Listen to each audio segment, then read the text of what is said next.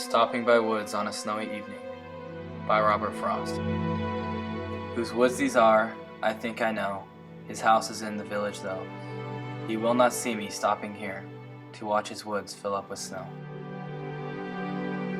My little horse, let's think it queer to stop without a farmhouse near.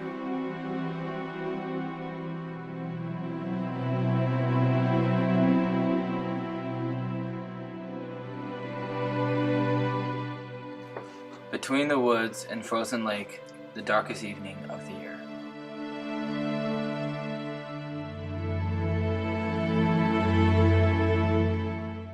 He gives his harness bells a shake to ask if there is some mistake. The only other sounds the sweep of easy wind and downy flake.